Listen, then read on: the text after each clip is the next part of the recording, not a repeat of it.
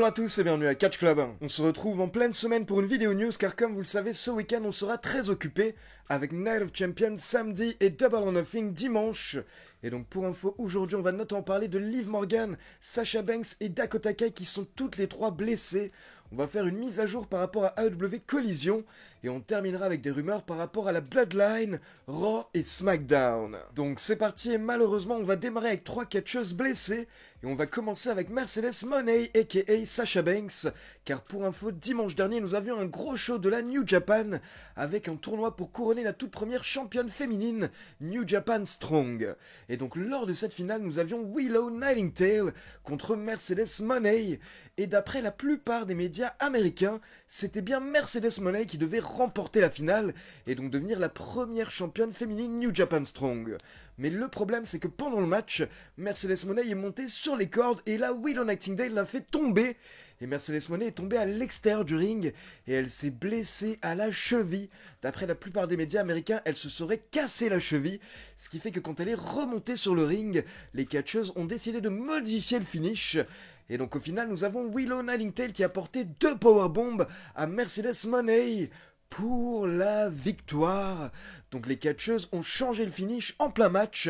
Et au final, ce n'est pas Mercedes Moné qui est la première championne, mais c'est bien Willow Nightingale. Et donc aujourd'hui, le 25 mai, nous avons eu un communiqué officiel de la New Japan qui nous confirme que Mercedes Moné est bien blessée à la cheville. Et donc elle risque d'être absente pendant un bon moment. Ensuite, pour rappel, il y a 2 semaines, lors de l'épisode de SmackDown du 12 mai 2023, nous avons eu un gros match par équipe avec Liv Morgan et Raquel Rodriguez, qui étaient championnes à l'époque, contre Bayley et Dakota Kai. Et le moins qu'on puisse dire, c'est que ce match a fait beaucoup de dégâts, car derrière, nous avons eu 2 catcheuses qui ont participé à ce match et qui se sont blessées pendant le match. Donc on va démarrer avec Liv Morgan. Pour info, à un moment pendant le match, Liv Morgan était dans le coin et elle s'est pris un énorme kick. Et en fait, la WWE nous a expliqué qu'elle s'est blessée sur ce kick. C'est une blessure réelle. Et à la base, beaucoup de fans pensaient qu'elle avait une commotion cérébrale. Mais d'après la plupart des médias américains, en fait, elle aurait subi une blessure au niveau de l'épaule. Ce qui fait que Liv Morgan va être absente pendant plusieurs semaines. Et du coup, c'est pour cette raison que la WWE a retiré les titres par équipe à Liv Morgan et Raquel Rodriguez. Et donc dorénavant, les titres par équipe féminins sont vacants. Et donc les titres féminins vont être remis en jeu dans 10 jours à Raw, dans un match avec 4 équipes. En effet, nous aurons Sonya Deville et Chelsea Green contre Bayley et Io Sky, contre Shayna Baszler et Ronda Rousey, contre Raquel Rodriguez et une partenaire mystère. Et pour ceux qui ont vu le dernier Raw, nous avons appris que la partenaire mystère de Raquel Rodriguez sera au final Shotzi. Et petite rumeur par rapport à ce match, d'après plusieurs médias américains, il y aurait peu de chances que les vainqueurs soient Ronda Rousey et Shayna Baszler, car apparemment après ce match, Ronda Rousey aurait demandé à pouvoir s'éloigner de la WWE pendant quelques temps afin de se reposer, faire une petite pause. Donc on verra si les rumeurs sont vraies ou pas. Mais donc ce n'est pas terminé car comme je vous l'ai expliqué il y a 2 semaines à SmackDown, on a eu 2 blessés lors du même match. Donc d'abord on avait Liv Morgan, mais à côté de ça on a également Dakota Kai qui s'est blessée pendant le match. Et Bayley nous a expliqué ces derniers jours que la blessure de Dakota Kai est encore plus grave que la blessure de Liv Morgan. Et bien ça a été confirmé ces derniers jours car nous avons appris de la part des médias américains qu'en fait Dakota Kai souffre d'une rupture du ligament croisé antérieur. Et du coup il faut savoir que Dakota Kai a été opérée mardi dernier et qu'habituellement pour ce genre de blessure les superstars sont absentes entre 6 et 9 mois. Donc bien entendu on souhaite un bon rétablissement à Dakota Kai, à Liv Morgan et à Mercedes Moné. On enchaîne avec une mise à jour qui va faire plaisir aux fans de la AEW, car la mise à jour concerne le jeu AEW Fight Forever, qu'on attend depuis des mois. Et bien pour info, cette semaine, la AEW a enfin confirmé la date de sortie de AEW Fight Forever. Et donc il faut savoir que le jeu va officiellement sortir le 29 juin prochain sur PS4, PS5, PC, toutes les Xbox et Nintendo Switch. Et on continue avec une mise à jour par rapport à AEW Collision car ça fait plusieurs semaines qu'on en parle. Et la semaine dernière, je vous avais expliqué que le lancement du show a été confirmé, mais par contre, on ne sait pas encore où le premier show aura lieu. Il y avait des rumeurs par rapport à Chicago, mais ces derniers jours, en gros, comme vous le savez, d'après les médias américains, c'était à nouveau tendu entre la AEW et CM Punk. et du coup la AEW a voulu attendre avant d'annoncer le lieu du premier show, car il n'était pas sûr que CM Punk soit présent, et du coup en gros les médias américains nous avaient expliqué que si la AEW arrange ses problèmes avec CM Punk, alors le premier AEW Collision aura bien lieu à Chicago au United Center. Mais par contre si la AEW n'arrive pas à régler ses problèmes avec CM Punk, à ce moment-là ils ont un plan de secours, et ils feront le premier AEW Collision à Jacksonville, dans l'arène qui appartient à la famille Khan. Et bien hier soir lors de AEW Dynamite nous avons enfin eu une réponse, et Tony Khan nous a annoncé officiellement que le premier AEW Collision aura lieu le 17 juin prochain à Chicago au United Center.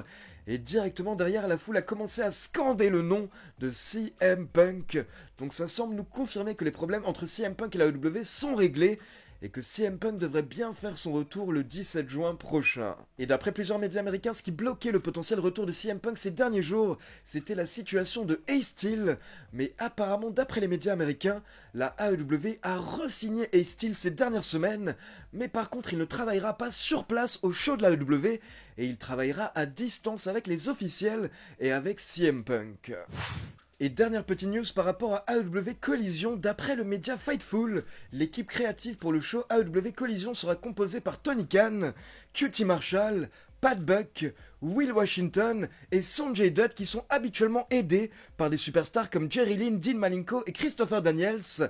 Mais pour AEW Collision, il y aura également Bryan Danielson qui va aider d'un point de vue créatif pour le lancement et les storylines du nouveau show de la AEW. Donc ça, c'est une très bonne nouvelle pour la fédération. On continue avec une superstar qui devrait recevoir un méga push du côté du roster principal. Il s'agit de Cameron Grimes qui a débuté à SmackDown ces dernières semaines, notamment avec une méga victoire face à Baron Corbin en 6 secondes, je le rappelle. Eh bien sachez que d'après Fightful, les officiels en coulisses, et notamment Triple H, sont méga fans de Cameron Grimes, et la plupart des producteurs et agents en coulisses ont déjà travaillé avec lui à NXT, et ils apprécient énormément son travail, donc ils pensent que sa carrière dans le roster principal va être un énorme succès. On continue avec une petite mise à jour par rapport à Drew McIntyre qui est absent comme vous le savez depuis plusieurs semaines. Et depuis plusieurs semaines, les fans se demandent s'il est blessé ou s'il est absent à cause de son contrat. Eh bien, à l'heure actuelle, nous avons une mise à jour de la part du Wrestling Observer qui nous dévoile qu'apparemment, la raison pour laquelle Drew McIntyre n'est pas encore de retour à la WWE, c'est que ça bloque au niveau créatif. Et apparemment, Drew McIntyre et les officiels n'arrivent pas à trouver un plan correct pour pouvoir le ramener à la télévision. Et donc ce serait simplement pour cette raison que le retour de Drew McIntyre prend du temps. On continue avec une rumeur qui nous vient du média War Wrestling qui nous a balancé un message sur Twitter il y a 6 jours pour nous informer qu'apparemment il y a des discussions en coulisses à la WWE par rapport à un potentiel match par équipe avec Roman Reigns et Solo Sikoa contre les Usos lors de Money in the Bank le 1er juillet prochain. Mais directement, le média World Wrestling a confirmé que pour le moment, la WWE n'a pas encore prise de décision officielle par rapport à Money in the Bank, mais en tout cas, ils réfléchissent à ce potentiel match avec 2 équipes de la Bloodline, ce qui voudrait dire que la Bloodline pourrait péter, exploser d'ici Money in the Bank. Et donc je dirais que ça ajoute encore plus de suspense à Night of Champions ce samedi, car forcément, on se demande si ça va péter ce samedi entre Roman Reigns, Solo Sikoa et les Usos. Et je rappelle qu'à la base, Paul Heyman nous a annoncé que les Usos ne seront pas en Arabie Saoudite ce samedi. Mais peut-être que Paul Heyman nous a menti et peut-être que les Usos vont intervenir d'une manière ou d'une autre.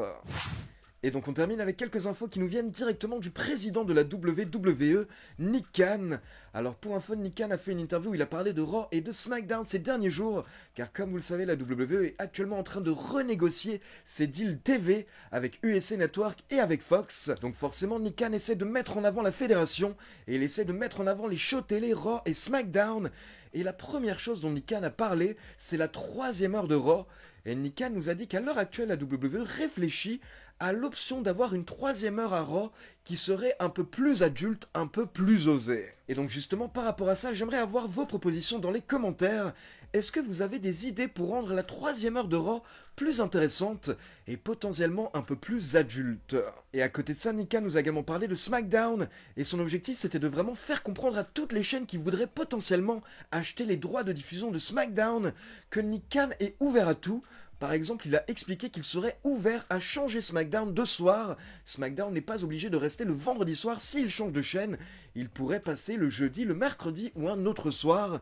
Et Nick Khan a également précisé qu'il ne serait pas contre une troisième heure qui serait ajoutée à SmackDown si jamais c'est le souhait de la prochaine chaîne qui diffusera le show. Donc vraiment là on est sur de la négociation de la part de Nick Khan qui veut montrer aux acheteurs potentiels qu'il est ouvert à tout.